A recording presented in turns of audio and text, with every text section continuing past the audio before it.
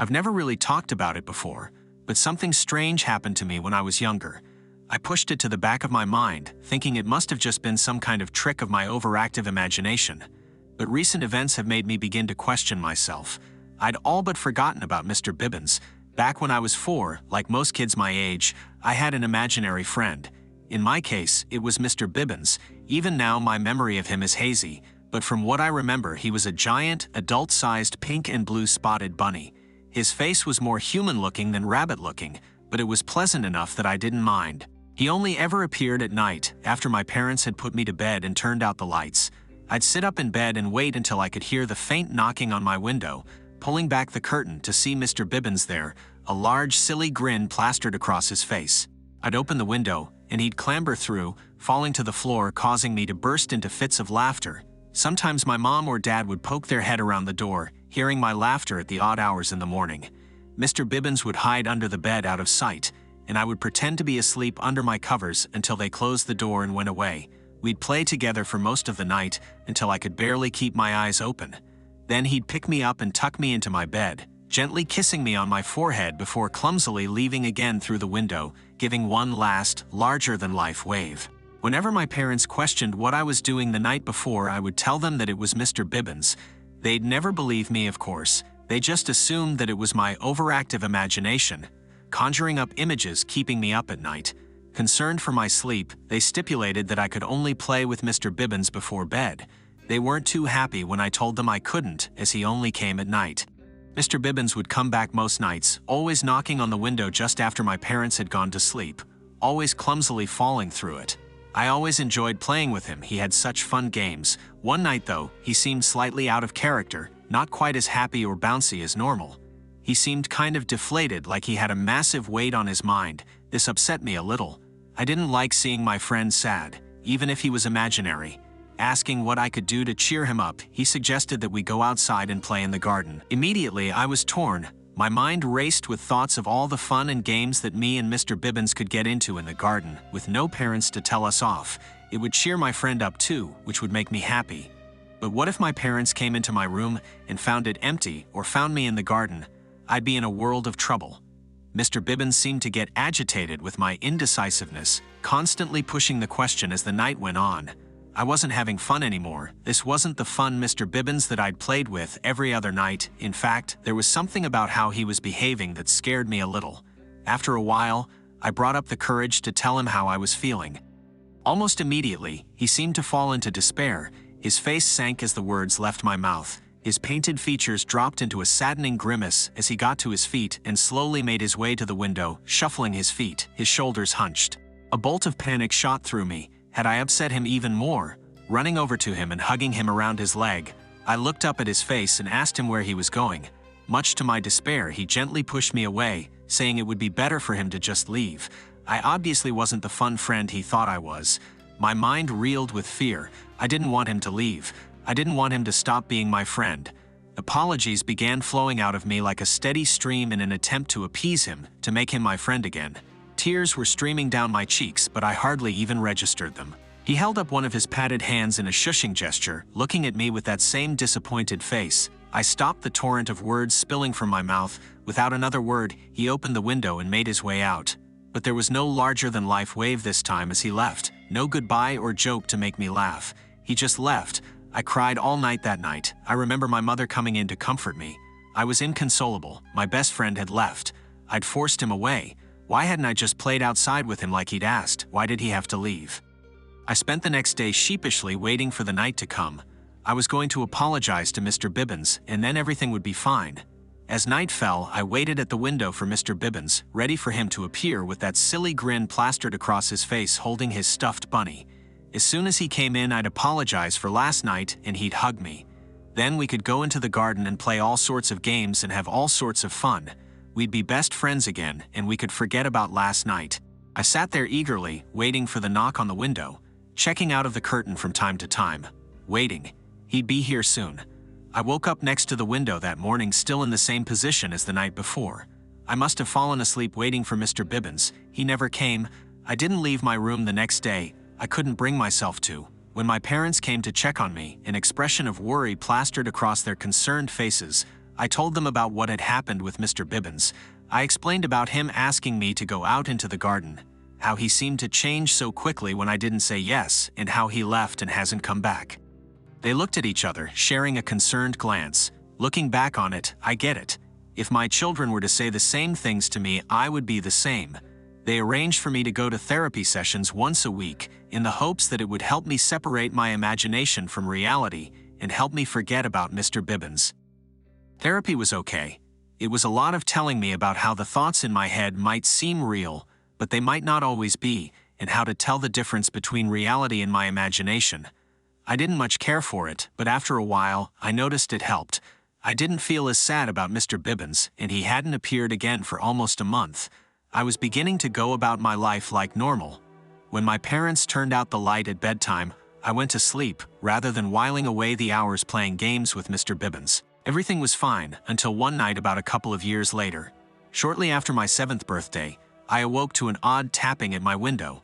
I checked the rocket ship alarm clock on my bedside table. It was 11 p.m. The tapping came in small, spaced-out raps, a gentle ticking on the window. I made my way out of bed and across the room, an odd sense of unease gnawing at me. The sound persisted, a gentle tap, dot tap, dot tap. Gingerly, I pulled back the curtains, unsure of what was waiting for me on the other side. There was nothing there, the window showing me the street below. I looked around to see if there was anything that could possibly be making that noise. The street outside was quiet and still. The only source of illumination was the orange glow of the streetlights. My eyes scanned back and forth, adjusting to the lighting outside, sweeping across the pavement until I saw it. There, just below the window, standing on my front lawn, was a large pink and blue spotted bunny with a human face, holding a small bunny rabbit toy. Mr. Bibbins. He couldn't be there, he wasn't real. I knew he was imaginary, but he was standing there, large as life itself. I was so confused. An odd sense of fear worked its way along my spine. Was I going mad? I looked down again. He was still there. When he saw that I had noticed him, a goofy grin spread across his face, and he raised his hand in a silly wave. Something seemed off about him, though. Although he still wore that same grin and moved with the same demeanor, he looked disheveled. His face looked older and rougher, and he had matted, dirty patches of fur across his body, like he had been playing outside in the mud. He gestured for me to open the window. I did so with shaking hands, still not trusting that any of this was real. As I slid the window open, I could hear his voice, as familiar as ever but gravelier than before, as though he'd smoked several cigarettes a day. It was almost like he'd gotten older in the time I'd not seen him, almost like he'd fallen on hard times, but he was imaginary. I wondered if this was how subconsciously I wanted to see him, wanted him to have fallen on hard times without me, so that he knew how much we needed each other. It made me feel a little guilty. He apologized to me for how he'd left that night, an expression of sadness and remorse covering his face. But he was back now and he wanted to play, just like old times. He said the last part with a look of pleading hope, looking me in the eyes. Then he asked if he could come in and play. There was an odd tone in his voice that I didn't like. I couldn't think why at the time, but I think it was desperation, like he needed to come in, like it was really important. Struggling to determine if this was real or not, I decided to let him in. There was no harm in it if he wasn't real. It would just be another thing for me to talk to my therapist about. And if he was real, then I would have my friend back after such a long time and I'd be vindicated. Finally relenting, I pushed the worried thoughts to the back of my mind, now overtaken by the new sense of potential vindication. Shouting down to him, I told him that I forgave him and that he could come up if he wanted to and we could play all the games we had before. I'll admit there was a large part of me that hoped he was real, hoped that we could be best friends again.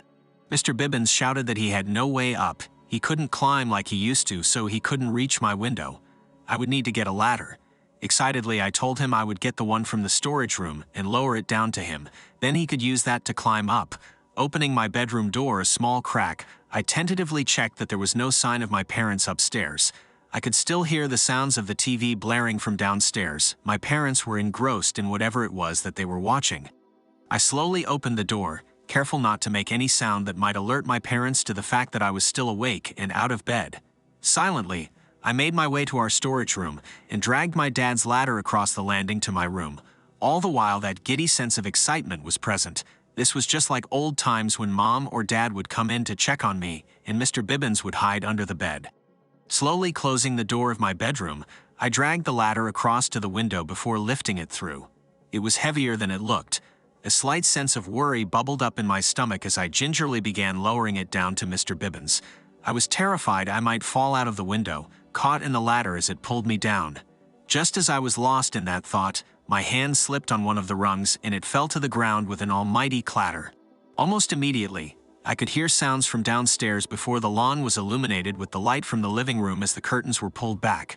I heard a scream from my mother as she'd obviously looked out the window and seen Mr. Bibbins. She screamed. She'd seen him. He was real. I heard her yell to my dad to call the police as Mr. Bibbins turned on his heel and ran, his face a mask of fear. My dad ran out of the front door onto the lawn attempting to give chase, but by that point, Mr. Bibbins had vanished. My mom came straight to my room after that. Bursting through the door and seeing the open window with me still leaning out of it, she looked terrified as she scooped me up in a tight hug, telling me that everything was going to be okay.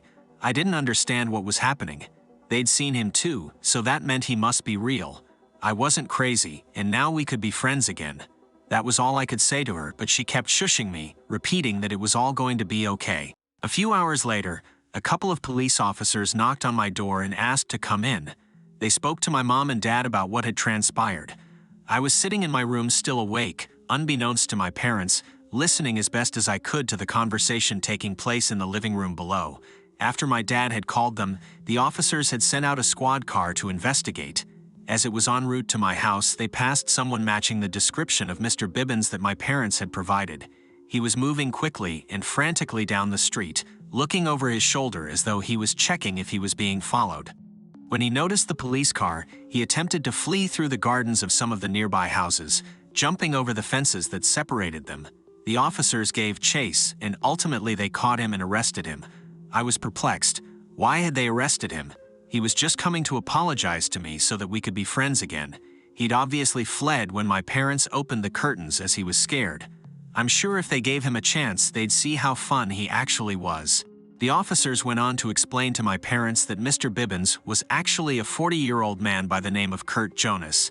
He'd been known to the police for a while and was being investigated for several child disappearances over the past several years. Each of the children's parents always mentioned their child talking about their imaginary friend in the weeks before their disappearance.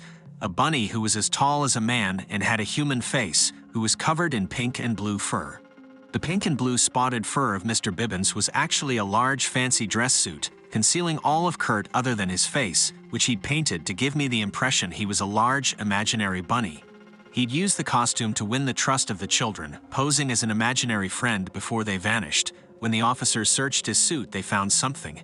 At the time, I didn't know what it was, but now it makes my blood run cold. Zip ties and a syringe of midazolam, the anesthetic used to knock people unconscious for operations. Thinking of what would have happened if I hadn't dropped the ladder, if he'd managed to climb in without my parents knowing, causes me to have heart palpitations even now. I doubt I'd be writing this to you today. Kurt was jailed and found guilty of several offenses, including kidnapping, grooming, and child endangerment. The amount of time they gave him meant he wouldn't see the outside world for the rest of his natural life. Years of therapy helped me to finally forget about Mr. Bibbins, or Kurt, and move on with my life. As I say, it's only been recently that these memories have begun to surface again. I've been having a stressful time at work and at home, which in itself isn't something out of the ordinary. I think it was because of that I kept seeing those odd pink and blue fury patches, always obscured by something, sticking out just behind a wall or poking out from a doorway. I brushed these off as visual migraines from the stress, but the other day something happened that brought all of these memories flying back to the forefront of my mind. I was cooking dinner, my children playing in the next room across from me, when I heard the doorbell ring. Other than it being a bit out of the ordinary for that time, I wasn't expecting anyone. I didn't suspect anything off. I opened the door and was presented with nothing. There was no one standing at the other side of the door, no one that would have pressed the bell. There was no one in the street either. It was silent, all but for the chirping of the birds settling in their nests. I assumed it was some of the local kids playing Knock Door Dash or something similar. As I went to step out and get a better view of the street, my foot brushed against something that had been placed on the doorstep. Looking down, I had to catch myself, my strength leaving me. There on the doorstep was a stuffed toy. It looked exactly like the one that Mr. Bibbins used to carry around with him whenever he visited me. I crouched down and picked it up, noticing a small note pinned to its front. Turning the toy to better read the note, it contained only the following words: "See you soon."